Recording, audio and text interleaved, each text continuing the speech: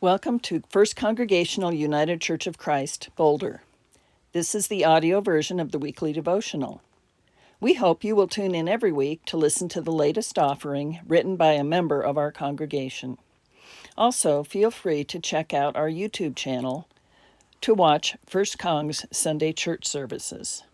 Thank you. Fearless by Nicole Spear. There is no fear in love, but perfect love casts out fear, for fear has to do with punishment, and whoever fears has not reached perfection in love. From 1 John chapter 4, verse 18. When my kids were younger, they loved to build elaborate structures with blocks and tiles. Parts of the structures inevitably collapsed during the building process, and while there were often many tears, there was also important learning that happened. Without the failures, they'd never have learned how to build structures that would survive inadvertent or intentional bumps. This concept of systems under pressure has been on my mind for the past few months. I so often think about the places where I need to improve when life gets hard, but I spend less time noticing the faith that holds me up under pressure. I had an opportunity to notice my faith a couple weeks ago when Boulder City Council decided to remove a member of the city's police oversight panel for criticizing policing, despite repeated pleas from the Black and Latino communities involved in the selection process to keep the panel intact. I have been nervous about many tough votes I have taken as a city council member, but even though I went into the meeting knowing I was likely to be on the losing side of the vote, I was at peace and without fear. Being in a state of fearlessness seemed an odd place to be, especially as someone who manages anxiety disorders, and especially when making a very public decision on a very polarizing issue.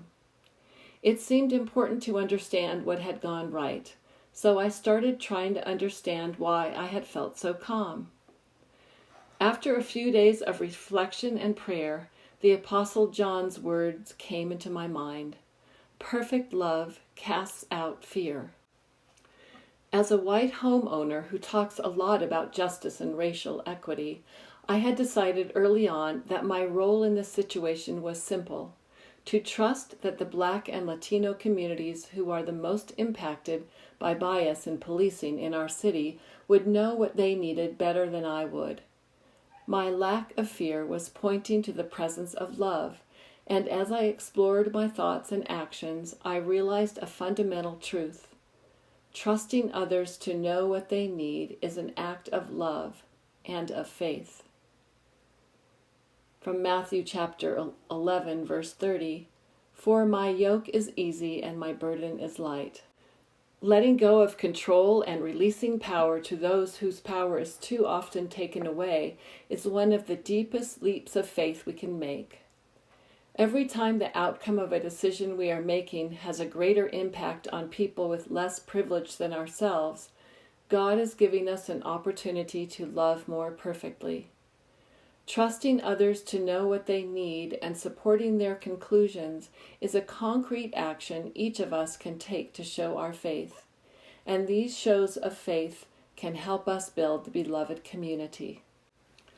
Imagine if people who are able trusted the disabled community's assessment that home health care is in crisis and home health workers need better wages.